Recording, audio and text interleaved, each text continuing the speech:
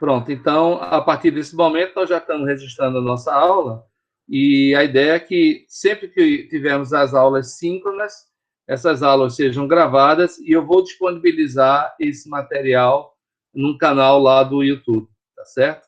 De forma que vocês possam revisar posteriormente as aulas. Então, como eu estava falando anteriormente, o objetivo hoje são dois. Primeiro, verificar como a disciplina vai funcionar, é isso? Isso vai ser a nossa chamada aula zero, onde vamos ver objetivos, metodologias, emendas, como vocês vão ser avaliados, tá certo? Isso tudo vai estar composto aí na aula zero. É um tópico assim rápido, é uma aula rápida só de explicação de como a disciplina vai funcionar. Posteriormente, nós vamos ter a aula 1, aí sim, vendo um tópico novo, um assunto novo, que vem a ser os conceitos básicos em microprocessadores e microcontroladores, tá certo?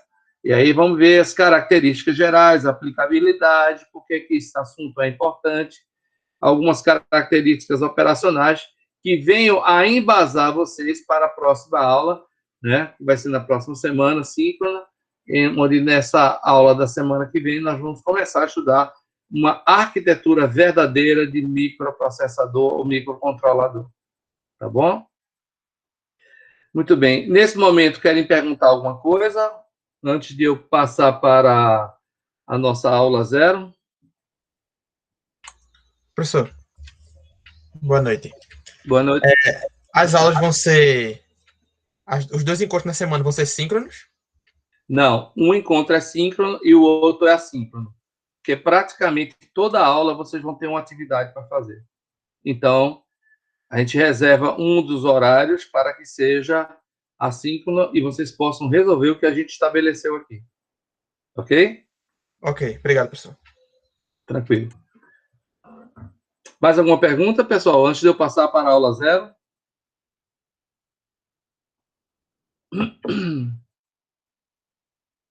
Ok, ok. Então, eu vou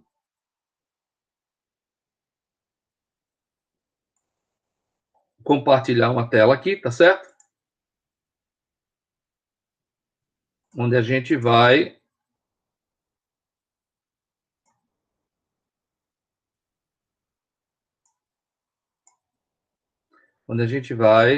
olhar essa introdução. Vamos ver aula zero, ok?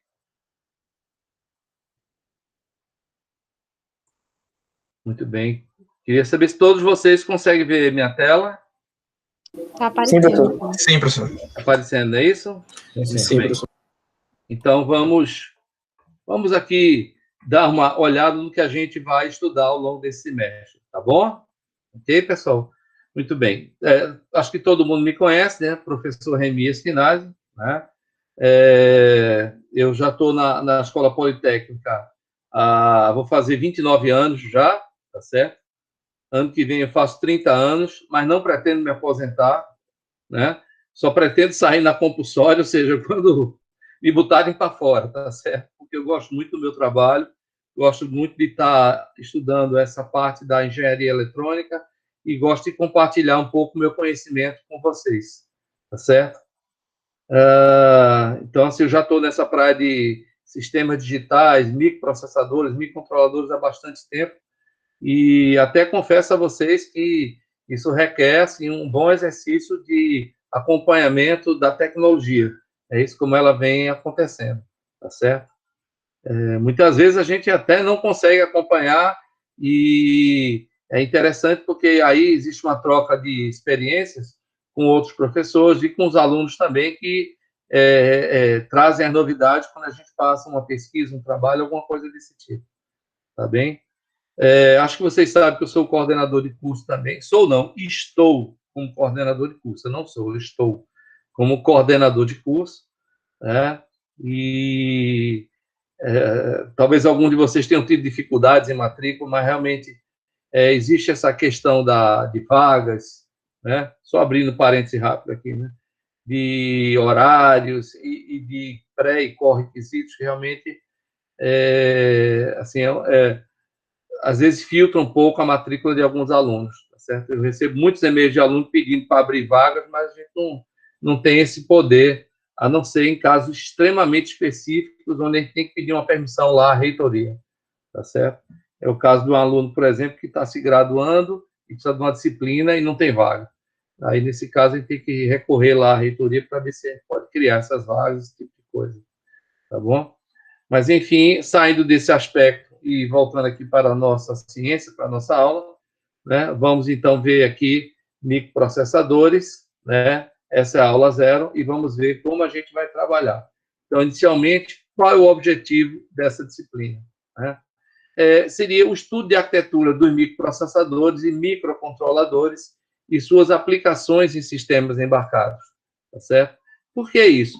Porque, hoje em dia, para a engenharia eletrônica, para a engenharia da computação, para a engenharia elétrica, para a engenharia de automação, você vai encontrar muitos sistemas, dispositivos, equipamentos que usam esse tipo de recurso, usam um sistema computacional embarcado. E, normalmente, isso é baseado em um microprocessador ou um microcontrolador, né? Não que você só possa usar esses componentes, claro, né? Mas quase sempre você vai encontrar esses componentes em muitos sistemas eletrônicos, né? Então, daí vem a importância de se estudar esses componentes, entender como eles funcionam, como você pode utilizar para fazer projetos, e assim vai, né? Então, dentro dos objetivos, nós vamos estudar algumas arquiteturas. Por que arquiteturas? Porque existem várias opções de processadores para você estudar, de microprocessadores e microcontroladores. Existem várias opções. Então, a gente começa a pensar aqui uma ou outra que caiba dentro de uma ementa educacional e que isso possa embasar você para estudar outras arquiteturas, caso você tenha interesse, né? Então, aqui no nosso curso, nós vamos trabalhar com duas arquiteturas. Vamos trabalhar com a família PIC, família de microcontroladores PIC, da Microchip, certo? E vamos trabalhar também com a plataforma do Atmel AT328MB, que é o processador utilizado na plataforma Arduino, que vocês devem conhecer muito bem, certo? Então, vamos trabalhar com esses dois tipos de processadores. São a processadora de Harvard RISC, né? E atualmente fazem parte do mesmo fabricante, que vem a ser a Microchip, tá certo? Quando eu digo Atmel AT328MB, a Atmel era uma empresa, eu digo era porque ela foi comprada pela Microchip, certo? Há alguns anos atrás. Então, quando a gente olha essas arquiteturas, e entendam a arquitetura como os recursos que um processador tem guardado internamente dentro, e como esses recursos estão interligados, né? Então, essa é a arquitetura. Nós vamos ver o detalhamento funcional, tá certo? Desses componentes. Vamos ver como eles operam, como você pode programar, como você gera um código para eles, como você compila e grava isso na memória e faz isso funcionar. Vamos ver como interfacear com outros dispositivos externos, uma vez que a gente está falando de processadores, e um sistema computacional não tem que ter só o processador. Além do processador, tem que ter a memória e recurso de entrada e saída. Então, como é que você faz a ligação com esses componentes? É o que chamamos de interfaceamento. Existem ferramentas que facilitam o projeto. Então, o uso de ferramentas e técnicas de programação e como essas ferramentas fazem apoio ao projeto. Então, esses são os objetivos, em linhas gerais, da nossa disciplina, né? Ao final, né, você tem que estar apto a entender como o microprocessador, o microcontrolador trabalha e como fazer um projeto com um componente desse tipo, certo? Muito bem.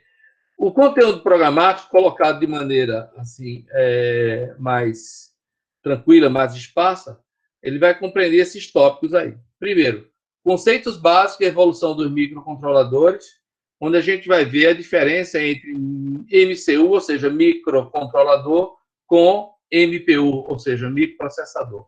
Então, a diferença microcontrolador versus microprocessador. Entendendo essas características, a gente já pode partir para estudar uma arquitetura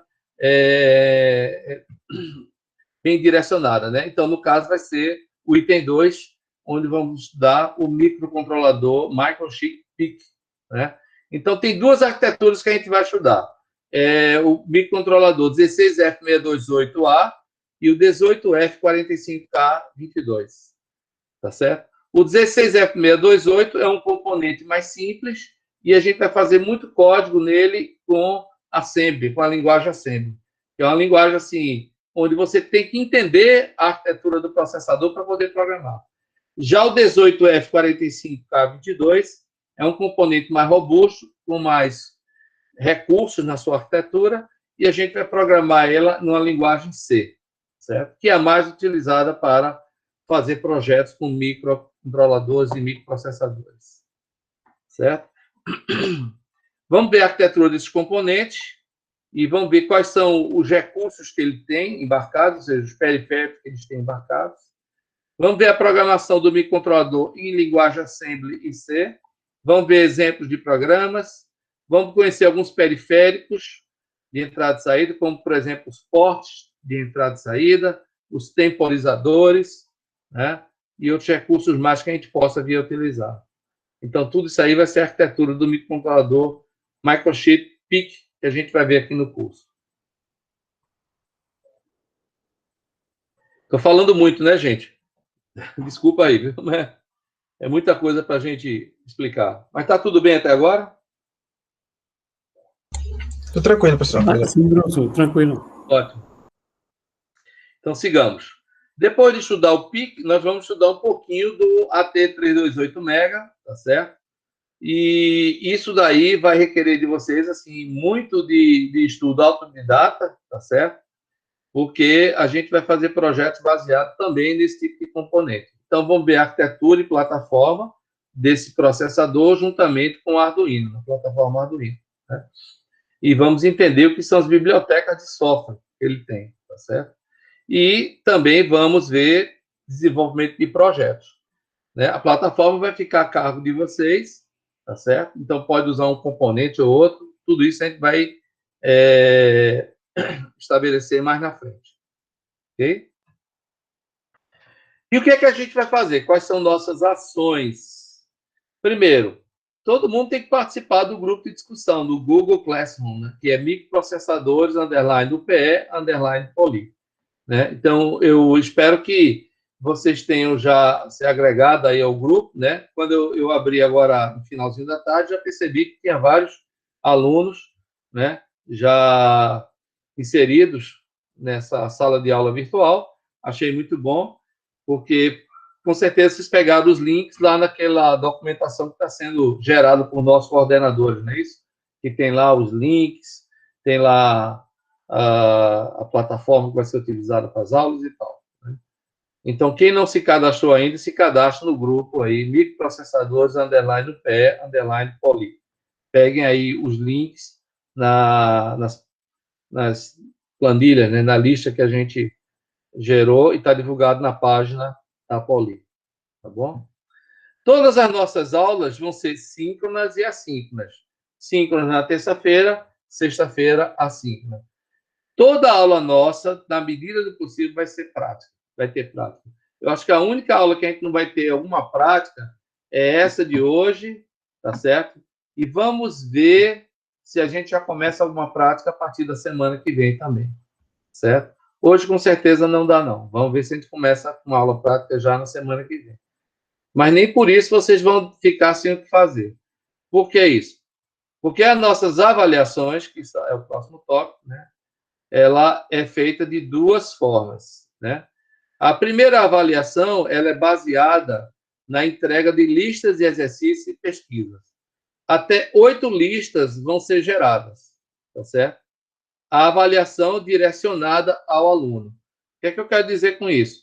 Praticamente toda aula que a gente tem vai ser colocada uma atividade lá no Google Classroom com a lista de exercícios para você responder e entregar até a semana seguinte.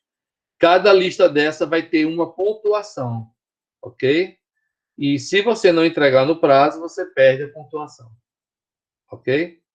E outra coisa importante, vocês são totalmente livres para desenvolverem a resolução dessas listas, tá certo? Mas também eu vou estar bem de olho para que vocês não copiem lista um do outro, tá certo? Semestre passado a gente teve um caso desse tipo, o aluno copiou, o colega copiou a lista do outro, e aí eu terminei tendo que anular as duas listas, as duas atividades, tá certo? As listas que nós fazemos não são complicadas e você tem tempo suficiente para atendê-las, né, para resolvê-las, tá certo? Isso é muito importante. Sei que muitos de vocês estão pagando muitas disciplinas, que o semestre na atividade assíncrona exige mais de vocês, né? Mas dá para responder essas listas, sim, com certeza. Basta você não deixar para cima da hora, tá bom? Então, a avaliação em cima da resolução de listas de exercícios que são nossas atividades do Google Classroom. Outra parte da avaliação vai ser o desenvolvimento de um projeto, certo? Então, é como se as listas das atividades fossem um primeiro exercício e o projeto fosse um segundo exercício, tá certo? No final, eu vou tirar a nota geral, computando as notas tanto das atividades quanto do projeto, ok?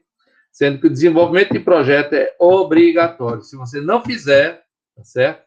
Você perde a sua disciplina, né? Então, não adianta fazer só as listas. Ah, professor, já estou com nota 7 nas listas. Se não fizer o projeto, não valeu nada. Ficou claro isso, pessoal? Sim, professor.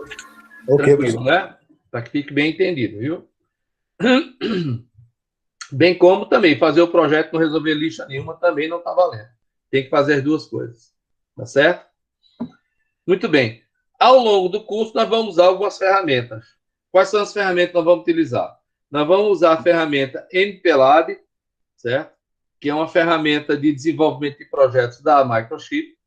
Nós vamos usar o MicroC Pro for PIC da Microeletrônica, onde você programa em C e já tem uma série de bibliotecas prontas para componentes. Tá? Nós vamos ter também a ideia do Arduino, para poder programá-lo quando a gente estiver trabalhando um pouquinho com o Arduino. E tem o site do Tinkercad, que tem um emulador do Arduino. Existem outras ferramentas de emulação do Arduino, sintam-se à vontade para utilizar, mas a gente recomenda essa Tinkercad, que ela é fácil, mas fique livre para usar outras ferramentas aí de emulação do Arduino, se quiser. Ok, vamos para a próxima. Né? Literatura recomendada, certo? Muita coisa já tem nas aulas, viu, gente? Nas aulas, nas listas de exercícios, na documentação que a gente mantém lá no nosso Drive, certo? Tem uma série de arquivos lá. Então, nós temos aí, ó, datasheet dos microcontroladores, PIC16F628A e 18F45K22. Datasheet é a folha de dados desses componentes, certo? Nós temos uma apostila Arte de Aprender Linguagem C, do professor Fernando Simplício, lá da Microgênios, um cara muito bom em projetos de sistemas embarcados. E os dois livros do Simon Monk, Programação com Arduino e 30 Projetos com Arduino, tá certo? São livros fantásticos, mão na massa mesmo. Ele explica um pouco de teoria e já bota o projeto para ser construído. Muito interessante. Ok? Então, essa é a literatura recomendada. E temos aqui, muito importante isso, viu, pessoal? Gravem isso, ferramentas para download. Porque quando tiver lá o terceiro dia de aula, aí alguém vai perguntar, professor, como é que eu dou o download aí da ferramenta MPLab? Aí o link aí, tá certo? O link é esse daqui, ó. Tá? É só colocar isso aí no seu browser e você vai direto para lá para baixar essa ferramenta. A MicroC também, a Proteus, né? E a Tinkercad, tudo isso aqui são links para você acessar essas ferramentas. Ok? Lembrando que a gente vai usar muito o MPLab, o MicroC Pro e o Tinkercad. Ok, gente? Muito bem. Até aqui, alguma dúvida? Querem perguntar alguma coisa?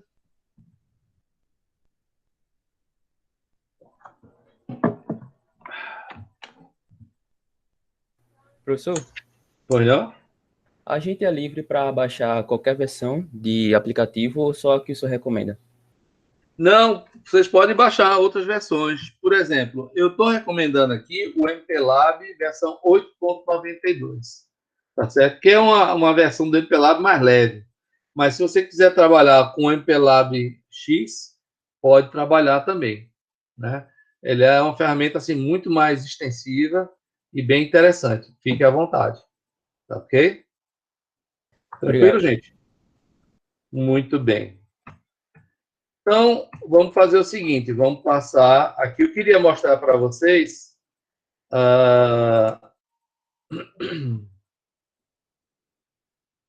Eu queria mostrar aqui para vocês a nossa página, né?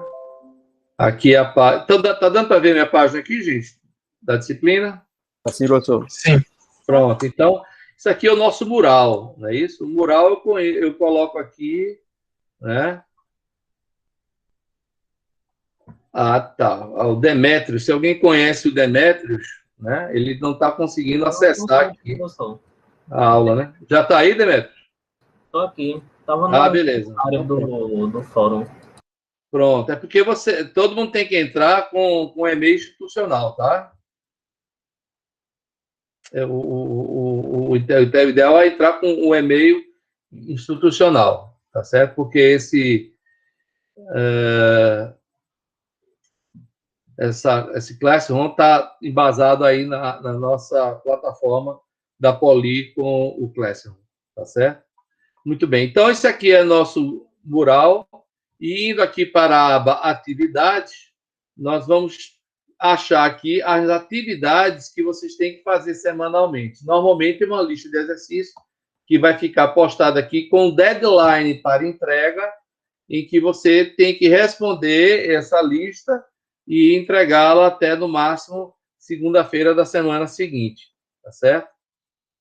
Então, a gente vai criar, hoje mesmo, a gente já vai criar uma atividade aqui. Aqui nessa página tem também um link que era a pasta da turma no Google Drive, né? Então, se você vier aqui, ó, você vai encontrar a nosso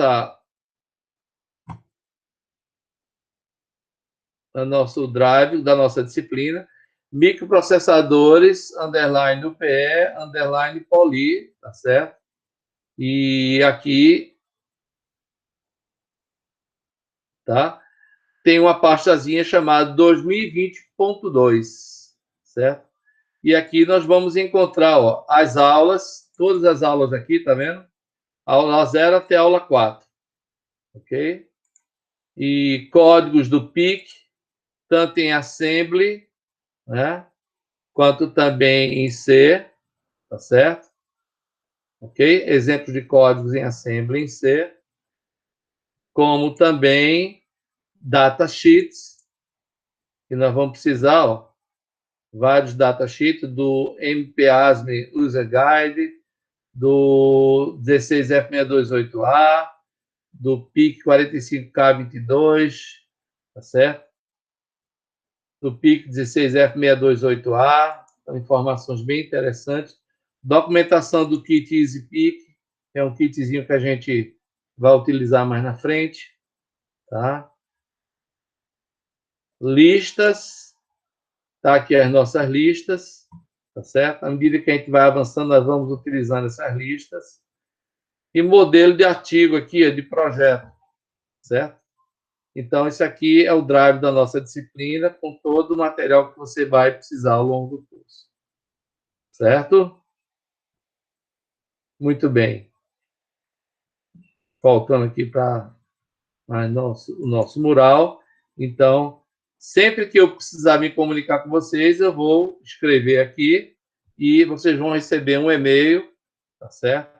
Mostrando que aviso eu coloquei aqui no mural, né? Aqui nós temos os alunos cadastrados, né? Deixa eu ver quantos já temos aqui. 1, 2, 3, 4, 5, 6, 7, 8, 9, 10, 11, 12, 13, 14, né? Nós temos 18, não, temos 16 matriculados nessa disciplina, né? Ainda deve estar faltando mais 2 aí se cadastrarem. Ok, gente? Tudo bem, pessoal, até aqui? Sim, professor. Muito bem. Alguma pergunta até essa parte? Que nós vamos Tranquilo, entrar professor. aí na outra etapa. Pode dizer, Matheus. Alguma Ok, pergunta? professor. Não, Tudo não, bem, tem né? não. Tranquilo. Tranquilo, tá ótimo, então. Tá certo. Muito bem. Então, nós vamos fazer o seguinte. Nós vamos começar agora a ver a aula 2, aula 1, desculpa. Tudo que a gente viu até agora foi a aula 0, onde a gente viu introdução, metodologia, do que a gente vai estudar, a forma como vai ser avaliado, ferramentas que a gente vai utilizar, literatura e tal, certo? Vamos começar, então, a botar a mão na massa mesmo, para entender um pouco dos processadores, certo? Ok? Muito bem. Vamos passar aqui para a aula 1.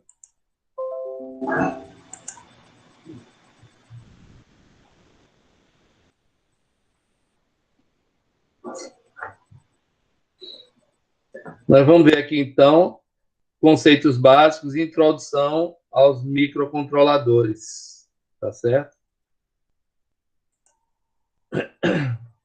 Muito bem, pessoal. Todo mundo está vendo aí essa tela? Sim, professor. Sim, professor. Massa.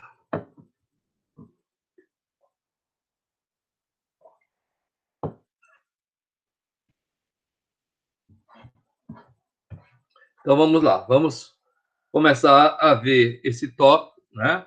Conceitos básicos. Por que conceitos básicos? Porque se a gente começar diretamente a estudar os componentes, eu vou começar a falar de assuntos e tópicos e características que talvez vocês não estejam lembrados ou não conheçam. Então, é bom antes dar esse embasamento, tá certo? É bom antes vocês darem uma lidinha sobre esses conceitos básicos, e isso vai ser cobrado de vocês numa atividade, para que vocês possam chegar mais na frente ao estudo de uma arquitetura real, já entendendo o que é o que apresenta uma arquitetura real. Vai estar muito baseado nesses conceitos básicos que a gente vai falar aqui, tá certo? Então, vamos lá. O que é que a gente vai ver nessa aula? Nosso roteiro seria isso daí, né? Vamos ver o conceito de sistemas embarcados. Vamos ver o conceito de memórias semicondutoras para sistemas embarcados. Vamos diferenciar microprocessadores de microcontroladores. Vamos entender o que são as instruções dos microcontroladores. Vamos entender como é a operação básica dos microcontroladores. E vamos entender o que é que compõe internamente o microcontrolador, ou seja, quais são seus blocos básicos, certo? E aí começamos, então, a entender a arquitetura desses dispositivos. Tudo bem?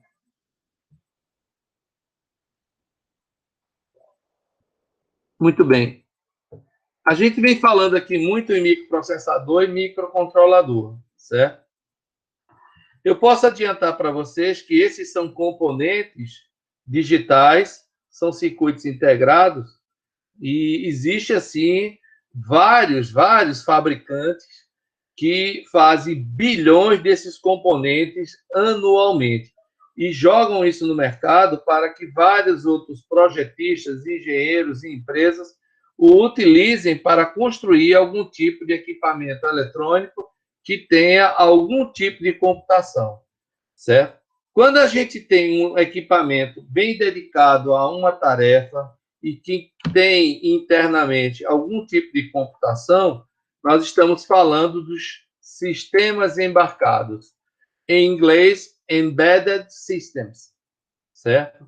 Os sistemas embarcados, gente, são sistemas eletrônicos que têm na sua constituição uma parte que é um sistema computacional. Então, ele vai ter um processador. Esse processador do sistema embarcado vai ser ou um microprocessador ou um microcontrolador. Ah, professor, mas qual é a diferença entre os dois? Daqui a pouco a gente vai ver, certo? Mas podemos dizer, voltando para os sistemas embarcados, que sistemas embarcados são sistemas eletrônicos que normalmente têm como finalidade uma função bem específica. Então, existem vários tipos de sistemas embarcados. Eu tenho certeza que na casa de vocês existem vários sistemas embarcados, né? Se você na sua casa tiver um gamer, vai ter lá computação embarcada. Se você tiver uma televisão dessas mais modernas de tela, tal, você vai ter um computador dentro, você vai ter um sistema embarcado. Se tiver um micro-ondas, da mesma forma, tá certo? E por aí vai, gente. Vários equipamentos apresentam essas características. Então, os sistemas embarcados, eles podem estar, né, na computação de controle da aviação, por exemplo, da aeronáutica.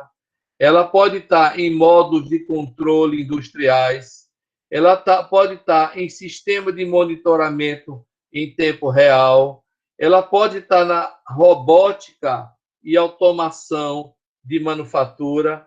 Ela pode estar em equipamento médicos hospitalares. Ela pode estar em entretenimento. Ela pode estar em educacional.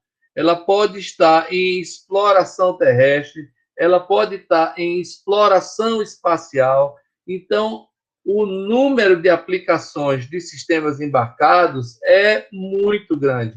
Não quero usar aqui a palavra infinito, né? Mas é muita possibilidade que existe, certo? Lembrando, viu, gente, que um microprocessador e um microcontrolador é um circuito integrado e ele é fabricado a partir do silício.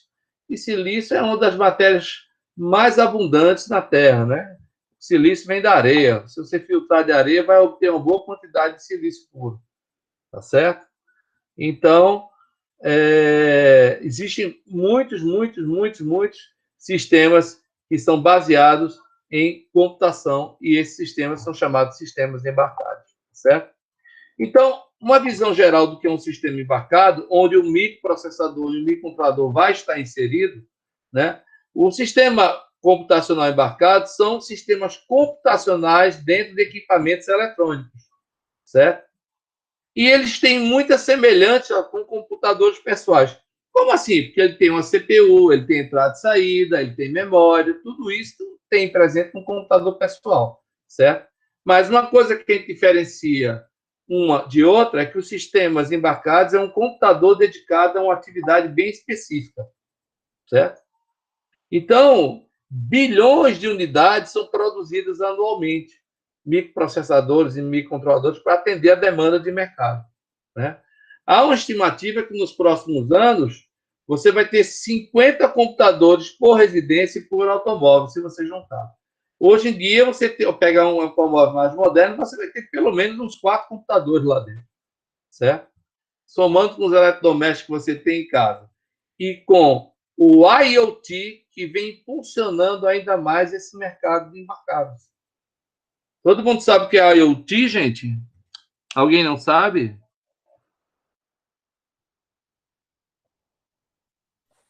IoT vem de Internet of Things, Internet das coisas, né? Por que das coisas?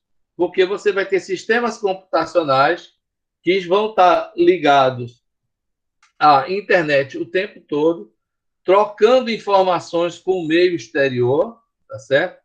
E isso num ambiente assim, colaborativo, né? Um ambiente aberto, colaborativo, certo?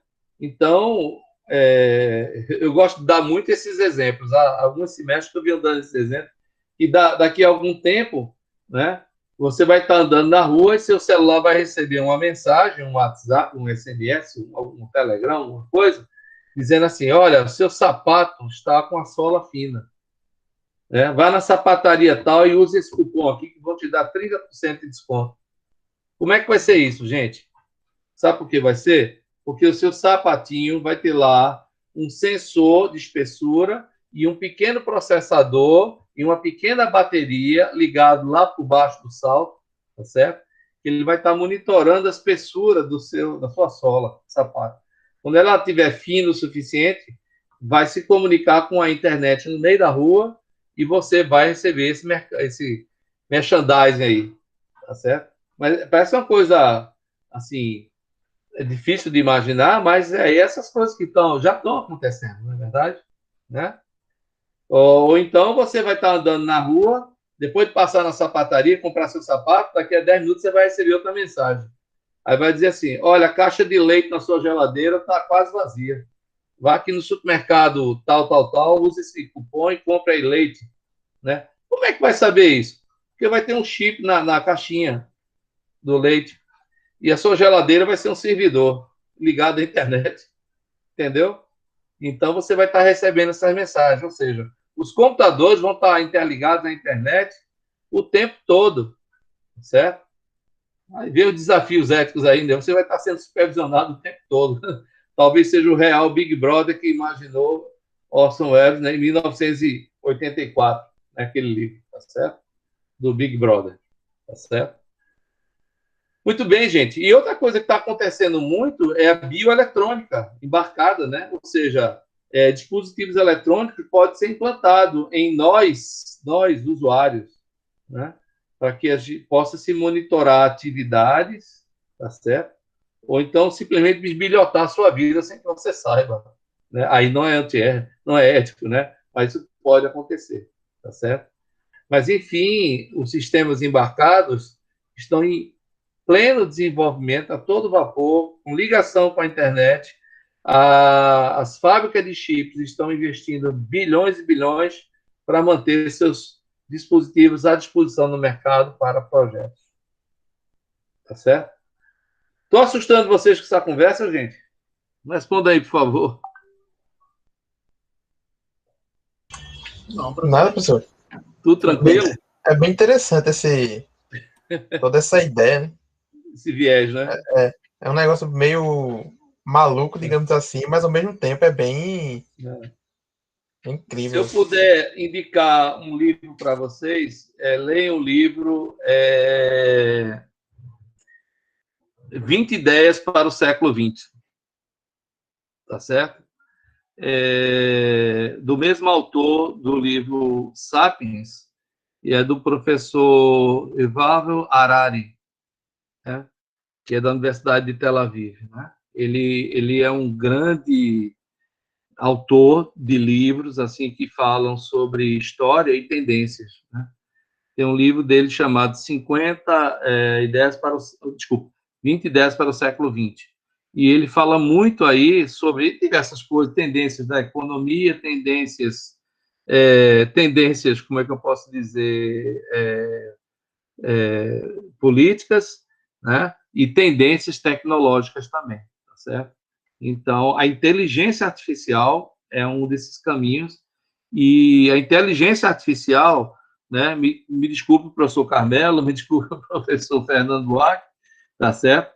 Está muito baseado em algoritmos, né? Mas na hora de implementar o algoritmo de inteligência artificial, você vai ter que ter uma base. E qual vai ser essa base? Vai ser o quê? Um sistema embarcado, né? Tá certo? Então, não estou desmerecendo os algoritmos de IA, não, né? Tá certo? Mas vão estar baseados aí, né, nessas plataformas de sistemas embarcados. Então, gente, o Harari fala no livro dele sobre a proeminência, né, da inteligência artificial. Né? Ela vai estar presente, né, no nosso dia a dia. Né? Ela vai estar adivinhando o que a gente vai fazer, o que a gente precisa, tá certo? E vai fazer parte da nossa vida. E vai estar baseado, com certeza, em algum sistema computacional baseado em microprocessador, microcontrolador. Tá certo? Aqui eu mostro um gráfico mostrando a crescente de vendas, ano após ano, de sistemas embarcados. É isso? Como é produzido, né? Tá certo? Em 2012, você tinha 30 bilhões de dispositivos embarcados produzidos mundialmente ao ano, né? Em 2021, você deve estar chegando perto aí dos 55 bilhões, né, de dispositivos embarcados sendo produzidos. Em 2023, vão ser em torno de 65 bilhões de dispositivos, nas mais diversas áreas, automotiva, industrial, telecomunicações, eletrônicas de consumo, televisão, micro-ondas e por aí vai, né? Cuidados com a saúde, healthcare, dispositivos militar e aeroespacial e outras aplicações, tá certo? Então, é uma coisa interessante esse gráfico, como a demanda por microprocessadores e microcontroladores vai continuar existindo, né? Então, quem for para essa área, com certeza vai ter onde trabalhar, tá certo? Aí eu tenho uma pequena lista de sistemas embarcados. Eu estou falando muito de televisão e micro-ondas, mas, poxa, tanta coisa.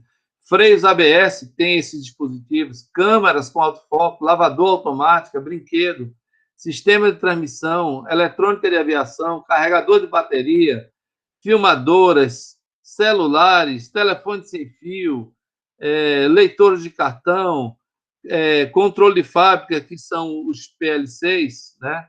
Sistema de segurança, identificadores digitais, copiadores, scanner, forno de micro-ondas, reconhecimento de voz, sistema de som, teleconferência, né? E por aí vai, né? Então, isso aí é uma pequena lista de coisas que você pode ter perto da sua casa e tudo com um processador, com microcontrolador e so on. E aí vai, tá certo? Muito bem. Mas a gente fala muito em microprocessador e você pode dizer, mas é só assim que se constrói um sistema embarcado? Não, essa transparência aí está mostrando várias opções, tá certo? A depender da complexidade do projeto, a depender da utilização, você pode usar uma solução ou outra para ter o seu processamento.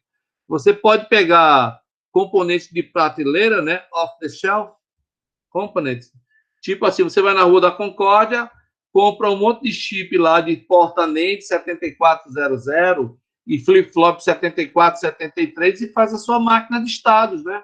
Usa o mapa de Carnot para saber qual é o estado que ela está, qual é o estado que vai o estado seguinte no clock, e você vai fazendo sua máquina, né? E aí é um controlador, dependendo da entrada, ele vai para o próximo estado a partir do pulso de clock, né? O danado é que dá trabalho fazer isso e você fica muito limitado ao que você quer fazer, né? Você pode usar circuitos integrados específicos, ASICs, mas é muito caro você construir um chip desse, né? Isso é só para grandes indústrias, que vai ter uma construção de um equipamento, alguma coisa assim, que ele tem que ter um chip específico para aquilo. É muito bom, é muito eficiente, mas é muito caro, né? Você tem os FPGAs, né, que você pode configurar um hardware e construir um processador. Talvez você não conheça FPGA, mas quando for pagar uma disciplina chamada prototipação de sistemas digitais, você vai estudar isso. Prototipação é visto com a professora Daniele, não é isso? E você pode ter os processadores e microcontroladores. Tudo isso aí, né, são dispositivos que você utiliza para fazer projeto. Então, aqui, o foco da gente é em microprocessador e microcontrolador, certo? Componentes off-the-shelf você estuda em sistemas digitais, ASICs você estuda em prototipação, FPGAs também estuda em prototipação, e aqui nós estudamos os microprocessadores e microcontroladores, que fazem parte dessa disciplina, da disciplina microcontroladores, com o professor Euler, e com a disciplina projetos com microcontroladores comigo. Tá? Muito bem. Bom, aí a gente vai começar a falar sobre a diferença entre microprocessador e microcontrolador. Tá certo? Qual é a diferença entre um e outro? A primeira coisa que eu digo para vocês é que todos dois são utilizados para construir sistemas computacionais, certo? Normalmente, o microprocessador é utilizado para sistemas computacionais de propósito geral, né? Entenda como propósito geral aquele sistema que pode ter várias finalidades, como é o caso do seu computador pessoal. Então, por exemplo, seu notebook ou desktop tem um microprocessador que provavelmente vai ser um Core i7, um Core i5, um Core i3, um processador Razer, né? Então, são microprocessadores que estão aplicados a computadores pessoais. Então, tem várias aplicações que podem ser rodadas. Já os microcontroladores, eles são mais aplicados a sistemas computacionais mais dedicados, que normalmente têm uma finalidade específica. Estão entendendo? Normalmente, é um computador dedicado, né? Então, você tem microcontrolador para aplicações dedicadas e microprocessador para aplicações mais abertas. Mas há um ponto de interseção entre esses dois espaços de aplicações. Significa que existem atividades, existem projetos que podem ser atendidos tanto com microcontrolador quanto com microprocessador. Certo? Eu vou dar um exemplo aqui, né? Todo mundo já deve ter ouvido falar de Raspberry, concorda? Sim. Sim. Muito bem. O RASP, ele é um sistema baseado com um microprocessador. Se você quiser, pega a plaquinha do Raspberry, conecta um monitor de vídeo, conecta um teclado, conecta um mouse, conecta um chip de memória e você carrega nele um sistema operacional Linux, né? Fica embarcado e com isso daí você tem um computador pessoal, né? Ok? Mas esse mesma plataforma Raspberry, ele pode também construir um controlador lógico programável, uma aplicação dedicada, tá certo? Então, aí podia dizer que o Raspberry está nessa região de interseção aí entre microcontroladores e microprocessadores. Entenderam? Mas, assim, normalmente as coisas são mais bem definidas. A gente usa muito microprocessador para os computadores pessoais e usa muito microcontrolador para projetos computacionais mais dedicados. Mas, em termos de recursos e arquitetura, eles têm muita semelhança, certo? Então, comparando microprocessador com microcontrolador, né? O microprocessador, geralmente chamado apenas de processador, é um circuito integrado que realiza as funções de cálculo e tomada de decisão de um computador. Todos os computadores baseiam-se nele para executar suas funções. Entretanto, o microprocessador necessita do apoio de diversos outros sistemas, por exemplo, circuitos integrados externos, para realizar armazenamento de programa e acesso à entrada e saída. Okay? Então, gente, eu tenho aí exemplo do Core i7, tenho o exemplo do Core FX da AMD, do Exynos da Samsung, que é muito utilizado em celulares, né? E aqui eu tenho uma imagem de uma placa-mãe, né? Isso é um exemplo muito interessante, porque você conecta o processador, o chip do microprocessador aqui nesse socket, mas ele precisa de todo um apoio externo para funcionar.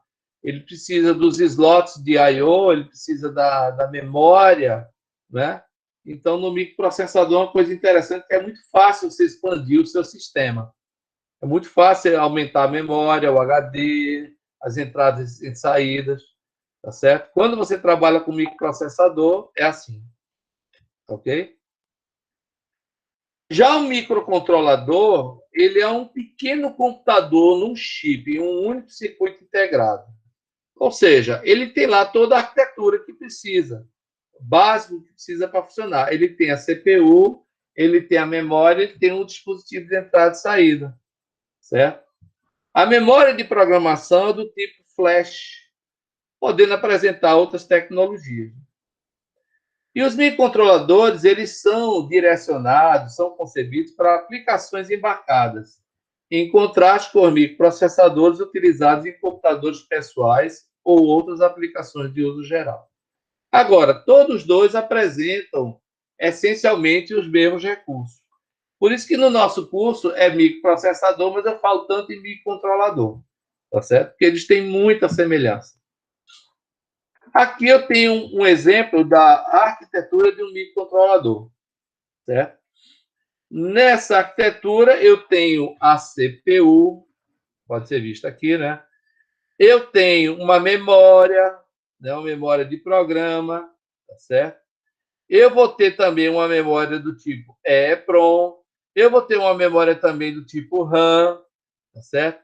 Eu tenho uma rede de registradores, tenho timers, tenho comunicação serial, né? Eu tenho modos de PWM, de comparação, de contagem, conversão a DDA, eu tenho porte de comunicação paralelo, ou seja, no microcontrolador, gente, eu tenho tudo isso aqui, ó, várias coisas embarcadas num único chip. É como se ele fosse um computador em um único chip. Certo?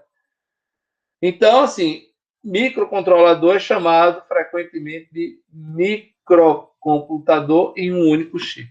Isso é comum. Ok, pessoal, até agora? Beleza, professor. Tranquilo. Ok. Tranquilo. Ô, professor, Pois não. o senhor falou agora há pouco sobre a questão da inteligência artificial Sim. e IoT, né? Nesse É. caso, a aplicação do microcontrolador ou microprocessador para esse caso, que o senhor também relatou sobre a questão do hardware, né? Que era importante, Sim. até que o IA seria o algoritmo. Mas todos os dois comportam esse tipo de tecnologia ou é mais indicado o microprocessador? Todos os dois comportam. Vai depender muito da qual é a finalidade do algoritmo de IA. Não é isso? Por exemplo, vamos imaginar que teu algoritmo de IA seja para prever, né, o comportamento do mercado de ações ao longo dos próximos 5 anos, baseado em várias métricas aí, em várias tendências, né? Então, você vai precisar de um sistema computacional muito potente para poder rodar um algoritmo disso e fazer uma previsibilidade para analistas tomarem decisões, compreende? Tá certo?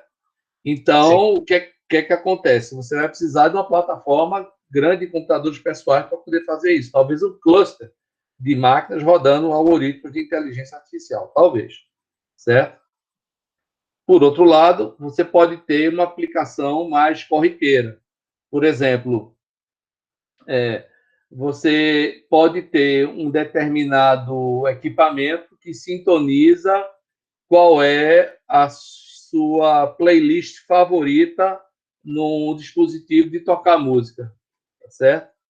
Então, ele vai saber o seguinte, pô, ó, fulano já rodou aqui essa playlist 10 vezes, então, quando ele me ligar, o que é que eu vou fazer? Eu já vou colocar na memória essa playlist aqui, que provavelmente ele vai fazer isso. Através de um algoritmo de frequência, ele vai fazendo isso. Tá entendendo?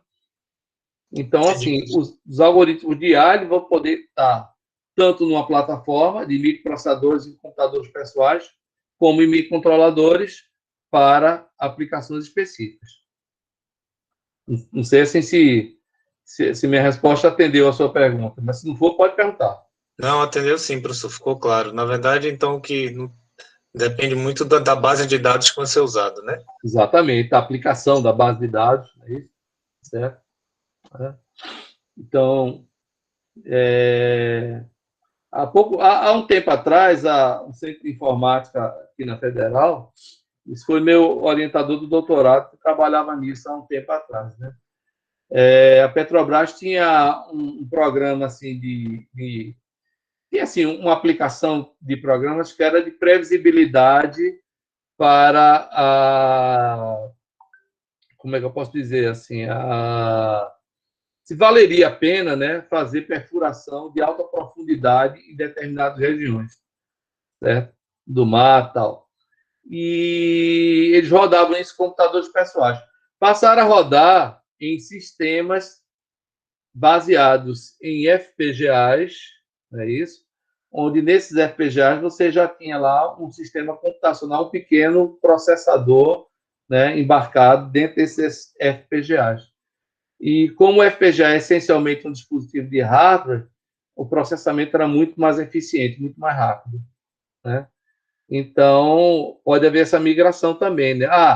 Essa aplicação estava sendo rodada no cluster de PCs, fica mais interessante rodar no cluster de computadores baseados em FPGAs, né? Então, pode haver essa mudança também, né? Tudo é ver o que precisa ser feito e qual é a melhor plataforma para se atender àquela finalidade. Tá ok, gente? Vamos em frente. Obrigado. Então, esse é um exemplo de arquitetura que você acha no microcontrolador. Aliás, o nosso PIC, que nós vamos estudar, é muito parecido com isso aqui, né? Aqui eu tenho outra arquitetura, tá vendo, do microchip, só que é para a série 18, desculpa, 18, né? Série 18, por exemplo, o nosso 18F45K22 tem essa estrutura aqui, né? Ele tem um core aqui, ó, de processador, uma unidade lógica aritmética de 8 bits, multiplicadores, passamento de memória de 2 MB, rede de registradores, né? E tem vários periféricos aqui, ó, interligados no barramento de periféricos, várias memórias do tipo flash, RAM e EEPROM, tá certo? Então, essa é uma arquitetura. Tem outra arquitetura que é o PIC32, que é já um processador, um microcontrolador muito potente, né? Então, é um processador baseado numa arquitetura MIPS, né? O MIPS é muito estudado. O MIPS foi uma arquitetura que é acadêmica que virou comercial já há alguns anos, é isso? Então, é um processador assim, muito eficiente, é isso? Com cache de instruções, com cache de dados, né? E com muitos recursos aplicados aqui. Então, é um baita do processador, tá certo? Muito bem. Enfim, gente, toda essa ciência aí faz com que você tenha fabricantes e fabricantes de processadores. Olha, se tem... Eu listei alguns aqui, ó. Alguns. Mas tem muito mais.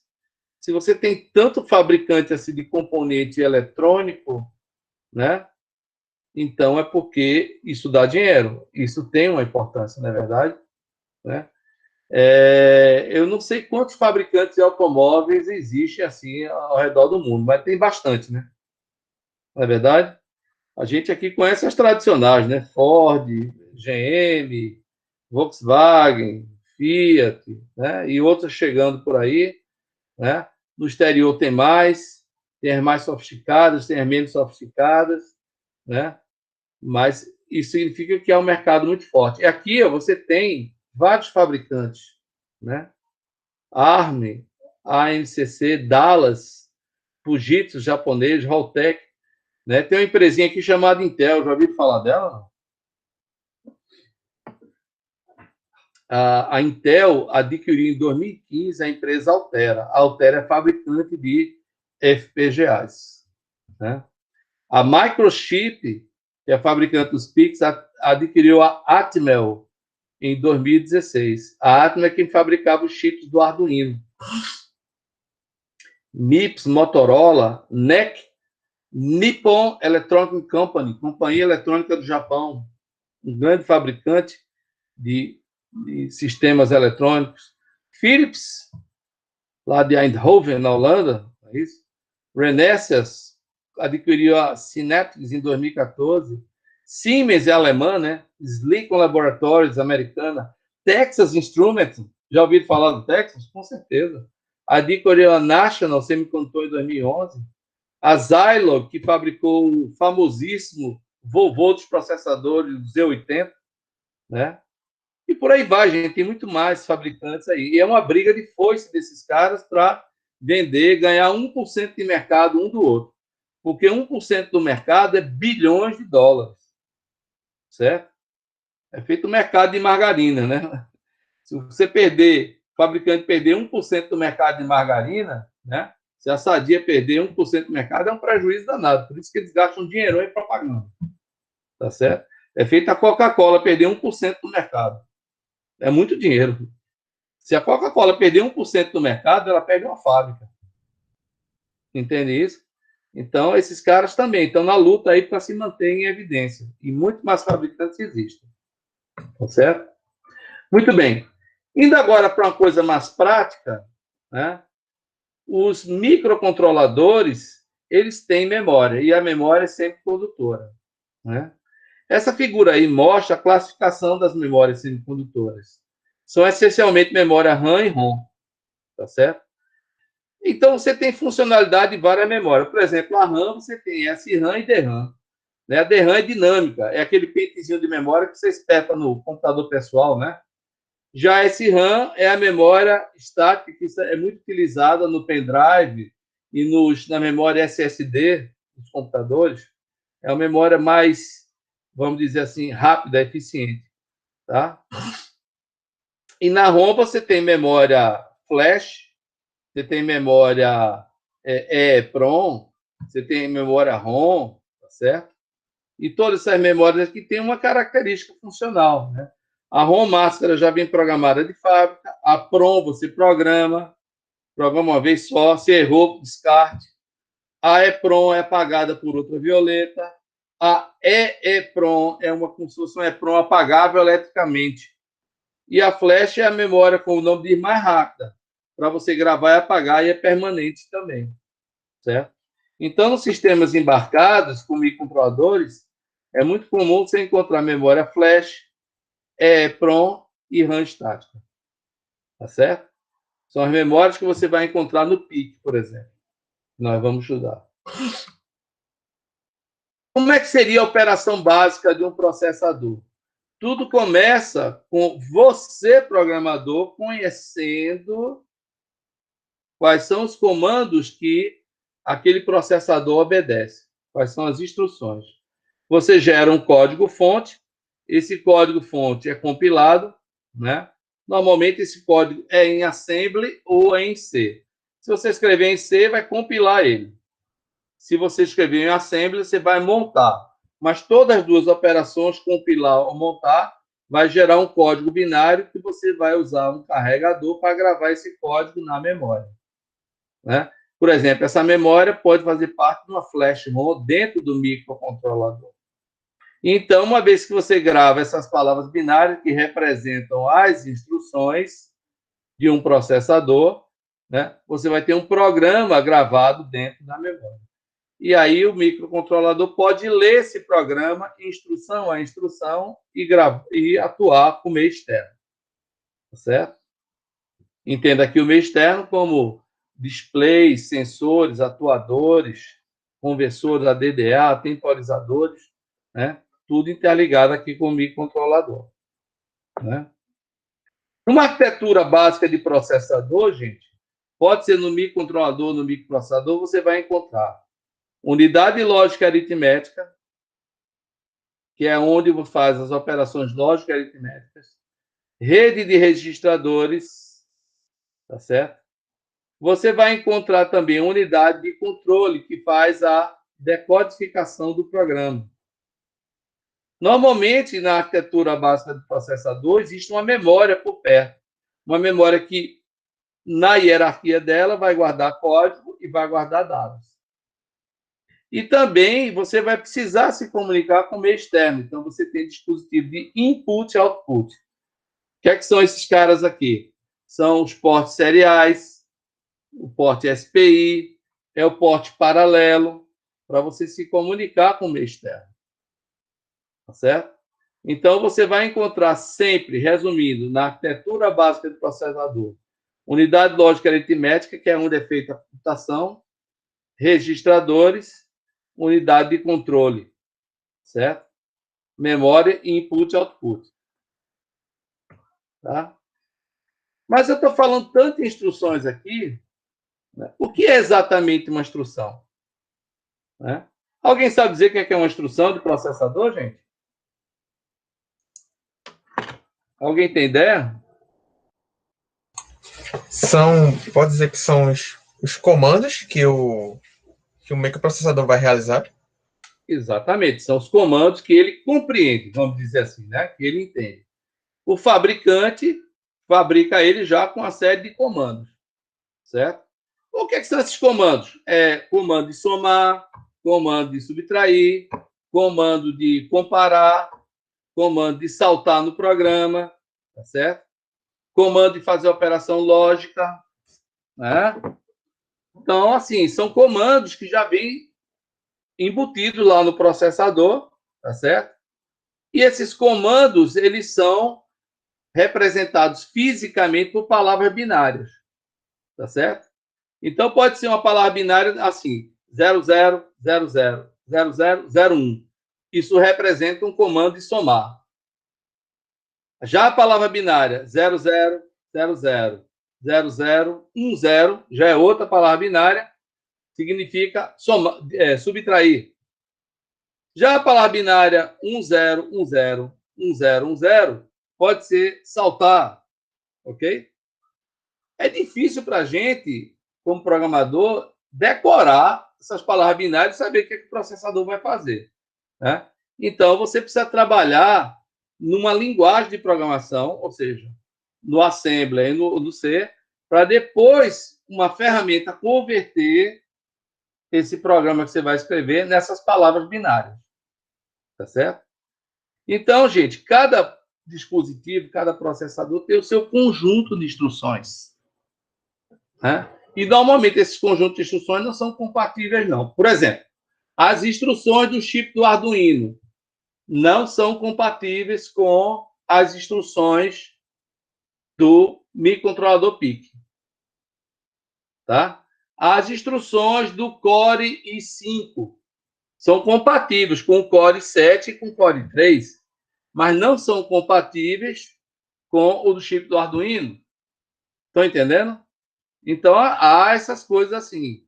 Se o processador é tudo da mesma família, há compatibilidade. Se não é, não vai haver compatibilidade. Certo? Professor, Sim, pois não. veja, a gente viu lá em sistemas digitais que aquelas questões lá das portas lógicas e aqueles valores que a gente decodifica para os elementos, digamos assim, para as portas lógicas, né, que seriam aquelas variações de tensão. Certo. Nesse caso, quando a gente usa um set de instrução desse para um processador, que eu coloco um comando, sei lá, somar ou coisa do tipo, como que ele continua valendo essa regra da questão das tensões lá de entrada, do zero Com certeza. tá até 3, após 3, se está em alta impedância, se está em... Com enfim. certeza. Normalmente, o que você codifica é o seguinte: imagine que uma palavra binária represente uma instrução, certo? Por exemplo, 10100000 é a instrução saltar no programa. Ele sai de uma linha de programa para outra, certo? Cada um desses que está na palavra binária representa uma voltagem, 5 volts, por exemplo, ou 3,3 volts. E o zero vai representar 0 volts. Então, fisicamente, eletricamente falando, a palavra binária, né, ela é composta por ausência ou presença de tensão em cada bit. Ok? E a partir daí você tem, então, uma instrução. Então, isso aí tudo está guardado, né? Está, de uma certa forma, codificado no projeto do processador, certo? E fica também essa informação gravada na memória. Porque quando o processador lê essa palavra binária, quando eu digo ler, transferir essa palavra binária da memória para o bloco interno dele que decodifica a instrução, ele vai entender quem está com tensão, quem não está, entende a palavra binária e com isso daí ele entende a instrução e executa ela. Então, na verdade, é um estado, né? É como se, a partir do momento que eu digito um código, vai ter um momento, vai carregar um estado que seria esse set de instrução do processador. O set de instruções já vem, assim, de certa forma, na alma do processador, vamos dizer assim, né? Tem um dispositivo lá dentro que compreende isso, que é um chamado decodificador das instruções, né? Quando ele lê da memória uma palavra binária, ele vai pegar aquela palavra binária que ele leu e vai comparar com a biblioteca interna dele, até achar o comando, certo? Okay. Por exemplo, suponha que ele leu da memória a palavra 10101010. Aí ele leu isso, aí ele sai comparando a biblioteca interna dele. Aí ele compara isso com 00000000. Não é igual. 00000001 não é igual. 00000010 não é igual. Até ele achar 101010. Bateu. Então, quando bate isso aí, o que ele leu da memória, o processador vai... então é para fazer tal ação. Aí ele vai acionar internamente o hardware dele para fazer aquela ação. Tá certo? Por exemplo, imagine que a instrução que ele lê é para somar. Aí ele identificou que aquela instrução que veio da memória, aquela palavrinha binária, é para somar. O que é que ele vai fazer? Ele vai habilitar um circuito de soma. Vai pegar os operandos, somar e guardar o resultado. Tá certo? Mas, para isso, ele tem que primeiro ler a instrução da memória entender aquela instrução que ela faz para depois executar. Então, por isso que eu estou mostrando essa próxima transferência aí. Deu assim para atender a resposta? Deu sim, professor. Deu sim. E, na verdade, então, o programa é carregado na memória, aí alguém vai lá, checa o que está na memória, compara com a biblioteca e aí realiza uma ação, né? Exatamente. Então, isso você vai entender um pouco melhor agora. O programa está armazenado na memória. Para executar um programa, né, o programa vai ser o seguinte, várias instruções enfileiradas, certo? Várias instruções enfileiradas, todas elas na memória. Então, para executar um programa, uma instrução em particular desse programa deve ser lida na memória, né? Tem que ser lida na sequência correta e tem que ser executada. Essa sequência é o seguinte, ó, leitura da instrução da memória, chamamos isso de busca da instrução. Aí ele decodifica essa instrução, ou seja, ele compara com a biblioteca interna, certo? Aí ele entende, é para fazer uma soma, é para fazer uma subtração. Se precisar de operando, ele volta na memória para buscar esses operandos, certo? Por exemplo, se for somar, é para somar. Então, cadê as parcelas? As parcelas estão na memória. Aí ele volta na memória para poder pegar as parcelas. Aí ele executa a operação, se precisar, salva os resultados. Então, com isso daí, tudinho, ó, busca, decodificação, obter operando, executa e salva o resultado, ele executou uma instrução do programa, uma só. Executou uma linha de código do programa. Aí o que ele faz? Ele volta para o começo. Vamos buscar agora a próxima instrução e repetir todo o processo. Entendeu? Busca a instrução, entende o que é, decodifica a instrução, né? Se precisar de operando, pega, executa a operação e salva o resultado. Terminou? Ótimo. Próxima instrução. Busca a instrução, uma após outra, até terminar o programa. Tá certo? Entendi, professor. Então, gente, isso é uma maneira que os processadores trabalham, né? Mas eu posso dizer para vocês que essa maneira aqui é até uma maneira assim, um pouco menos eficiente. Uma maneira mais eficiente é quando você usa um recurso chamado operação básica em pipeline. Sabe? Nessa operação em pipeline, o que é que acontece? Você tem duas unidades de processamento. Eu vou chamar de unidade de busca e uma unidade de execução. Então, ó, essa mesma sequência aqui, eu vou executar por partes agora. Um bloco que eu chamo de unidade de busca faz a busca da instrução e entende o que a instrução faz. Vamos dizer que essa foi a instrução número N do programa. Certo? Então, ele buscou a instrução e decodificou. Na próxima etapa, o que é que eu faço?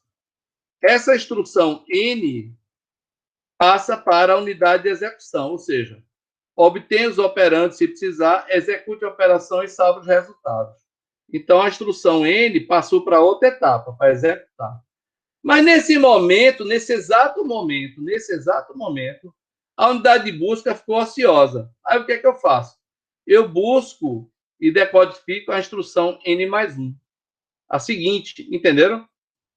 Então, a instrução N está sendo executada na unidade de execução ao mesmo tempo que a instrução seguinte, N mais 1, está sendo buscada. Com isso daí, eu otimizo o processamento. Eu estou fazendo duas ações de processamento ao mesmo tempo. Na instrução que eu já peguei, eu vou executar. E na instrução que eu ainda vou executar, eu estou buscando ela. Tudo isso ao mesmo tempo. Se eu consigo fazer as coisas assim em paralelo, eu acelero o processamento. Chamamos isso aqui de estágios do pipeline. O estágio do pipeline, um é a busca e o outro é a execução. Né? Um vai estar com a instrução atual e a outra vai estar pegando já a próxima instrução.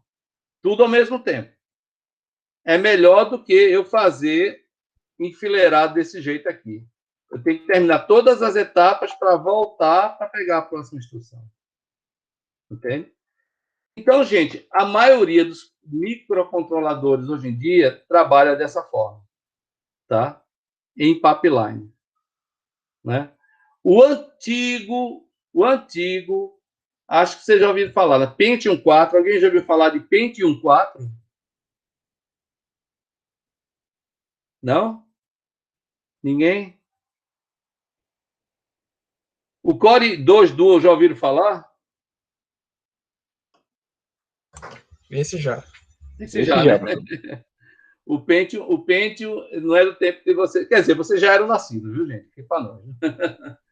O Pentium 4, ele fez o Core 2 Duo, né? Aí depois do Core 2 Duo foi o Dual Core, e do Dual Core passou para o i3, i5, i7, i9 e tal. Essa é mais ou menos a escadinha de processadores da Intel, tá certo?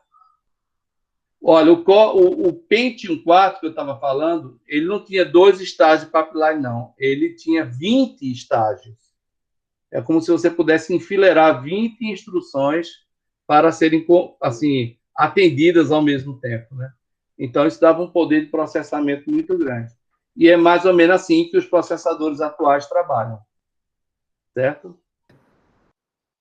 Nos PCs, nos notebooks, todo o programa sai do HD e passa por uma hierarquia de memória. Vai para a memória, aquela de pente, depois vai para cache nível 3, cache nível 2, cache nível 1, até chegar lá no processador.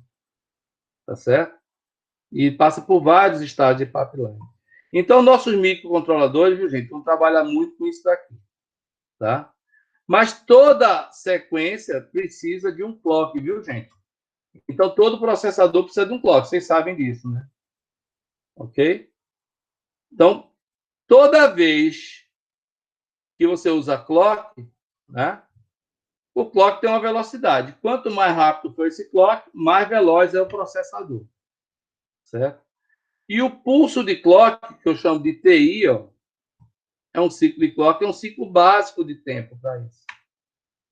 E existe um tempo no processamento que é chamado de ciclo de máquina. O que é o ciclo de máquina? Gravem bem isso aqui, viu, gente? Atenção. Ciclo de máquina é o tempo mínimo para a execução de uma instrução. Por exemplo, está vendo esse gráfico aqui? Suponha que eu tenho um ciclo de máquina aqui. Quantos clocks eu precisei para fazer esse ciclo de máquina? Quem sabe dizer?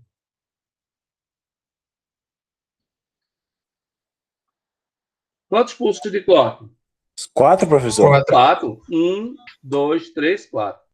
Então, isso quer dizer que nesse processador, toda instrução vai gastar no mínimo 4 pulsos de clock. Certo? É o que chamamos de ciclo de máquina. Ciclo de máquina é o tempo mínimo para execução da instrução. Né? Nesse exemplo, 4 pulsos de clock para executar uma instrução. Então, aqui foi uma instrução, aqui foi outra, tá certo? Não por acaso o PIC trabalha exatamente dessa forma. Ok? Muito bem, pessoal. Isso é fundamental porque a gente vai precisar entender que ciclo de máquina é uma coisa muito importante na operação dos processadores, viu? A gente vai voltar a falar disso aqui. Muito bem, gente. Concluindo, né? Falamos muita coisa aqui. Eu sei que essa aula assim, ela é muito teórica, mas é para embasar vocês para o que vem. E para isso vocês vão ter uma atividade para me entregar semana que vem, tá? Então nós vamos ter o seguinte, ó. O que é que a gente viu aqui? O que é um sistema embarcado? É um sistema computacional de computação dedicada. O que é um microprocessador? É um processador digital direcionado a computadores de propósito geral. O que é um microcontrolador? Também é um processador, só que direcionado a sistemas mais dedicados. Né? Existe uma interseção entre essas duas faixas de utilização. Tá? O que são as instruções? São comandos básicos que são codificados. Tá certo? Você codifica isso no binário. Agora, binário é muito ruim de você trabalhar. Você não vai programar em binário. Se você errar um bit, errou a instrução. Então, você pode trabalhar no assembly. É uma linguagem muito básica. Mas para projetos grandes e complexos, é ruim trabalhar no assembly. Então, você trabalha em linguagem C. Né? Assembly ou C, você vai precisar traduzir isso para a linguagem binária. E a ferramenta que faz isso é um compilador. Tá certo? Ou um montador, no caso da linguagem assembly. E outra coisa que é importante são os elementos básicos da arquitetura de qualquer processador. Unidade lógica aritmética, registradores, decodificação de instruções de controle e o contador de programa. Eu até falei pouco desse contador de programa, mas esse contador de programa é um cara que está dentro da arquitetura do processador e ele vai apontar para a memória dizendo aonde está a próxima instrução a ser lida. O contador de programa aponta, então, para a próxima instrução que vai ser lida, né, no programa, que está na memória. Ok, gente? Então, isso aí, gente, não se preocupe, vocês daqui a pouco não vão estar lembrados de nada disso. Daqui para amanhã, muita coisa você vai esquecer. Daqui para amanhã, 50% do que você viu hoje, você vai esquecer. Certo? Agora, se você fizer a próxima listinha de exercício, tá certo?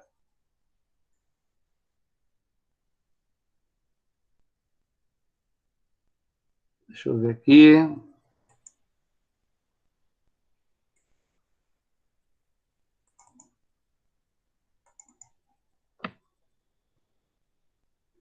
Essa listinha que estão vendo, gente? Sim, professor. Sim. Essa listinha aqui, ó. Conceitos básicos e sistemas embarcados. Tem várias questões. Explica a composição do sistema base de computador. Explica as características RISC e CISC, comparando as duas arquiteturas. Tem coisa que eu não falei diretamente aqui, não. Vocês vão ter que pesquisar, tá? Blocos básicos da arquitetura do computador. Diferença entre processador e microcontrolador. Instruções. Ciclo de instrução. Arquitetura básica de processador e explicar esses termos aqui. Ok? Isso aqui é a lista de exercícios que vocês vão entregar de hoje a 8. Tá certo? Essa vai ser a nossa atividade 1 e daqui a pouquinho vai estar lá no grupo de discussão. Tá certo? Remy, uma dúvida, professor. Essa lista ela tem que ser feita de forma à mão ou pode ser feita em Word ou alguma outra ferramenta? Essa é a mão. Essa, mão, né? Essa em específico. As outras vão As outras vão a ter gente essa vai vendo. Tá certo? Tranquilo, a de codificação vai ter que ser editada. Tá certo? Tranquilo, porque realmente, na minha opinião, eu acho que às vezes é mais rápido você fazer em Word. Mas tranquilo, sim. Tranquilo, sem problema. Sim. Essa aqui, particularmente, você tem que escrever. E eu vou lhe dizer por quê. Né? A principal razão é que se você escrever, você vai memorizar mais. Verdade, professor. Isso é verdade. Tá, vai valer a pena. Como vai funcionar a entrega da lista, professor? Como? Desculpa. Como vai funcionar a entrega da lista? Pronto. Aí, o que é que a gente vai fazer? Nós vamos fazer isso aqui. Ó. A gente vai ter aqui atividades lá no nosso grupo de discussão no Classroom e vai ter aqui, ó, vai aparecer agora de noite ainda, tá certo? Uma atividade. Você vai clicar nessa atividade, você vai receber essa lista, você vai responder e você vai colocar de volta aqui no deadline que a gente vai estabelecer. O deadline vai ser terça-feira da semana que vem, à meia-noite. Tá certo? Professor. Sim? Ok? Compreendido, pessoal? Ok, professor. Tranquilo. Massa, então. Então, pessoal, a aula foi essa hoje, tá certo? A partir da semana que vem, a gente vai estudar a arquitetura do processador. Vai ser muita informação de novo. Vocês vão estudar muito em cima do datasheet, do componente, tá certo? A lista de exercícios vai ter muito a ver com o datasheet, tá certo? Para ver se a gente começa a fazer prática logo, né? Por hora, respondam essa lista. Ela já está valendo ponto, tá certo? Para que vocês possam já estar memorizando o que a gente viu aqui e se embasando para o que vai vir na próxima aula. Então, muito importante fazer isso, tá certo, pessoal? Tranquilo? Ok, professor. Ok, tranquilo. Então, pronto, pessoal. Alguma pergunta mais?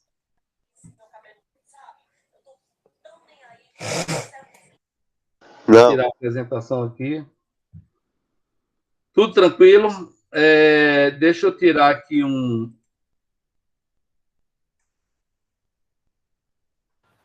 Ok.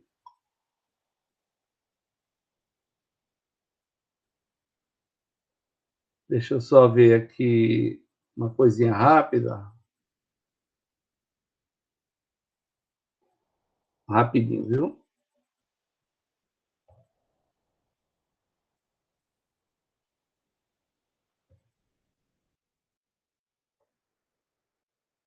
Rapidinho. Deixa eu só registrar aqui a chamada.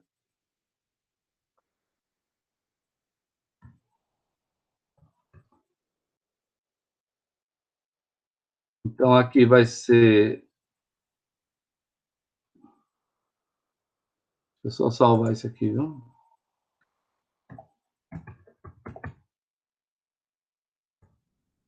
É dia 15, né?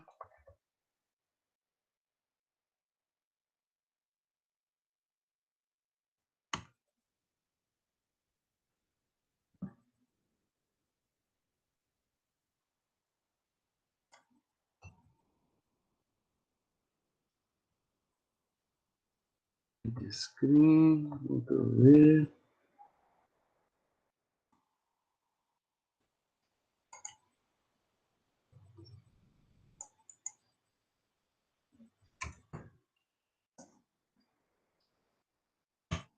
Pronto, pessoal. Só para registrar aqui a chamada, viu? Tá certo? Alguma dúvida mais? Então, professor, aula síncrona só na próxima semana, certo? De hoje a 8. Tá certo? Ok. E o mesmo aproveite a aula síncrona que vocês têm para desenvolver essa lista de exercícios. Ok, tá bom? Perfeito. Tá certo? Obrigado, professor. Vocês vão receber uma mensagem dizendo que a atividade já está contando, viu? Tá certo? Ok, professor. Beleza. Beleza? Então, pronto, gente. Boa noite, descansem, se cuidem e qualquer dúvida, botem lá no mural que chega para mim também. Viu? Boa noite, professor. Boa noite, professor. Boa noite. Tudo de bom para Até mais. vocês. Boa noite. Parar aqui a apresentação. Boa noite. Até logo.